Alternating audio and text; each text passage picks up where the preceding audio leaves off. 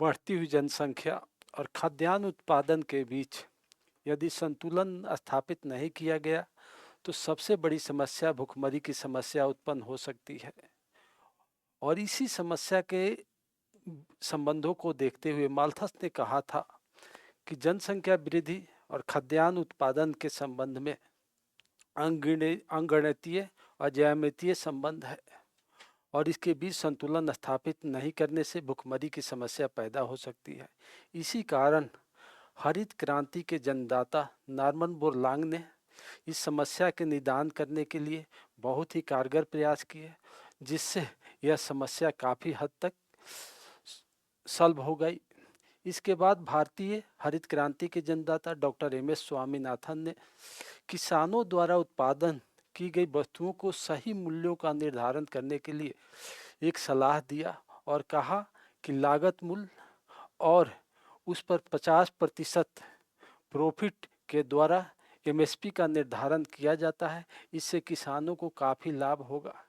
जबकि सरकार के द्वारा अभी अभी 14 फसलों के ऊपर एमएसपी बढ़ाई गई है, परंतु इस एमएसपी की कानूनी गारंटी दे दी जाती है, तो इससे किसानों को काफ़ी लाभ हो सकता है। यह सत्य है कि कुछ समस्याओं का भी सामना करना पड़ेगा और आज के वीडियो में हम लोग इसी किसानों को क्या क्या लाभ होगा और क्या क्या समस्याओं का सामना करना पड़ेगा इस पर चर्चा करेंगे। एमएसपी की कानूनी गारंटी दे देने से किसानों को निम्न लाभ हो सकते हैं। पहला, किसानों की आय में वृद्धि होगी और जो प्राइमरी सेक्टर जीडीपी में अभी तक 18% का सहयोग करता है उसमें बढ़ोतरी हो सकती है।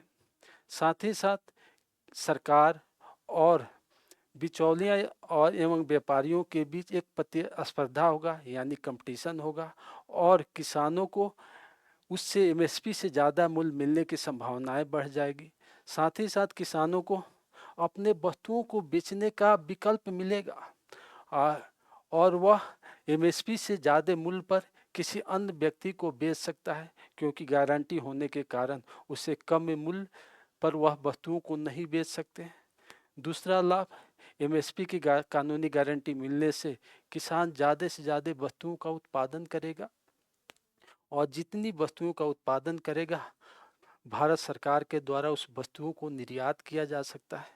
आज वर्तमान में भारत चावल का उत्पादन करने वाला एक प्रमुख देश है और भारत के खाद्यान्न फसलों में सबसे ज़्यादा चावल का उत्पादन होता है और साथ ही साथ भारत विश्व का सबसे बड़ा निर्यातक देश भी है। इसके अलावा कृषि में जो कच्चे मालों का उत्पादन होगा उससे हम विभिन्न प्रकार के उद्योग स्टेबल कर सकते हैं। जैसे गन्ना द्वारा हम चीनी मिल स्थापित कर सकते हैं, कपास द्वारा हम सूती वस्त्र उद्योग स्थापित कर सकते हैं। इसके अलावा विभिन्न फसलों के द्वारा कुटीर उद्योग को स्थापित किया जा सकता है। जब वास्को डी गामा भारत के कालीकट बंदरगाह पर पहुंचा और वहां से मसाला लेकर वह यूरोपीय देश लौटा तो देखा गया कि यूरोपीय देश में इस मसालों की उच्च कीमत मिली, उसे 60 गुना प्रॉफिट हुआ, जिससे भारतीय मसाला का यूरोपीय बाजार में ज़्यादा मांग होने लगी। और इस प्रकार जो अरब के व्यापारी पहले वहाँ व्यापार करते थे, अरब व्यापारियों और पुर्तगालियों के बीच कंपटीशन का जन्म हुआ, जिससे मसालों का उचित मूल्य मिला और किसान मसालों को ज़्यादा से ज़्यादा उत्पादन करने लगा।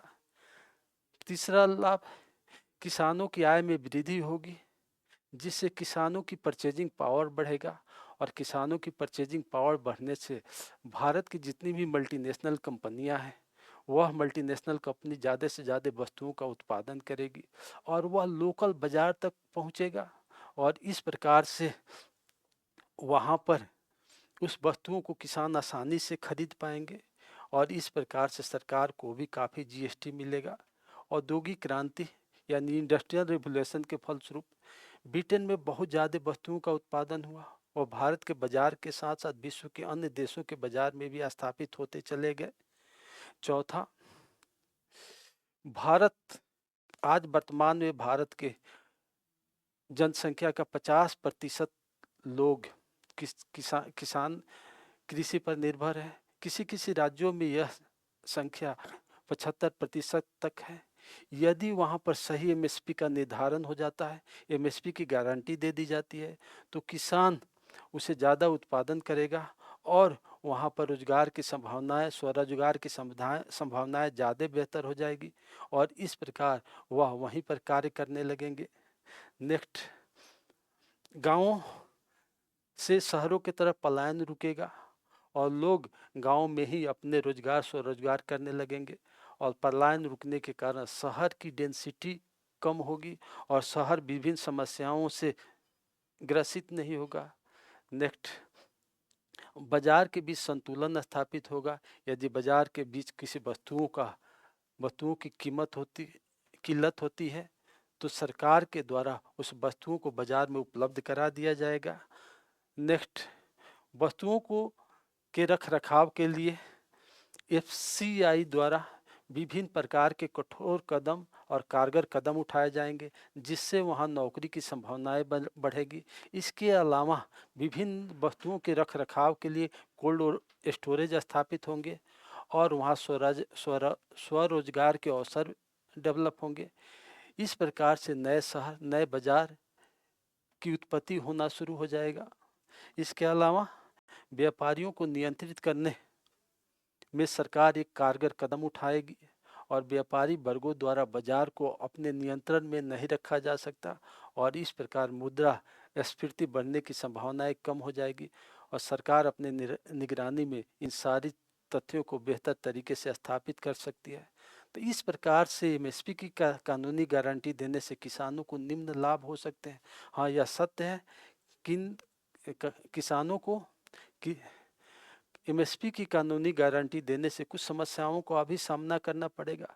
यह सत्य है कि एमएसपी की गारंटी देने से किसानों को साथ ही साथ भारत सरकार को भी निम्न समस्याओं का सामना करना पड़ेगा। सबसे पहला, एमएसपी की गारंटी देने से सरकार के बजट पर बहुत बड़ा बोझ पड़ेगा। यह सत्य है कि अभी सरकार सिर्फ 6% ही फसलों को वह खरीद पाती है। साथ ही साथ ये भी सत्य है कि 100% फसलों के उत्पादन में 30 से 40% फसल को स्वयं ही किसान अपने लिए यूज कर लेते हैं। इसके अलावा कुछ व्यापारी वर्गों द्वारा भी उन फसलों को खरीदा जाएगा क्योंकि वह अपने बिजनेस के लिए इस वस्तुओं को खरीदने की कोशिश करेंगे और साथ ही साथ ज़्यादा से ज़्यादा कम से कम सरकार द्वारा इस वस्तुओं को के खरीदने की जिम्मेदारी होगी। तो हाँ, ये साथ ही साथ यह सत्य है कि वस्तुओं को खरीदने में सरकार के ऊपर कुछ बजट का बोझ पड़ेगा। दूसरा, अनाज के रख रखाव करने के लिए सरकार के पास उतने संसाधन नहीं है। एफसीआई उतनी कारगर तरीके से अभी संसाधनों को डेवलप नहीं कर पाई है। इसी कारण अनाज को नष्ट होने या खराब होने की संभावनाएं प्रबल होगी। इससे सरकार के ऊपर एक पूंजी का बोझ पड़ेगा।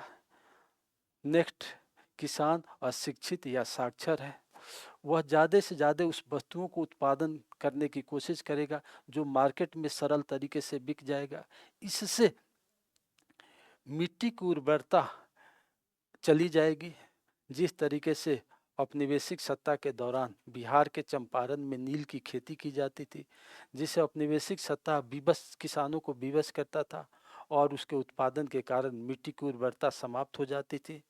नेक्स्ट, किसी वस्तु के का कम और किसी वस्तु का ज़्यादा उत्पादन करने के कारण वस्तुओं के मूल्यों में विभिन्नताएं आएगी और उस उत्पादन के बीच असंतुलन पैदा होगा और जिससे बाजार प्रभावित हो सकता है।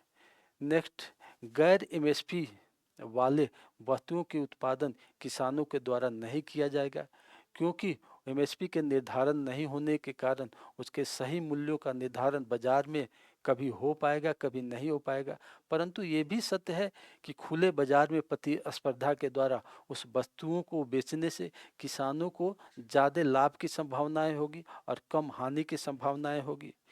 साथ ही साथ एक और समस्या का सामना करना पड़ेगा। WTO द्वारा विभिन्न प्रकार के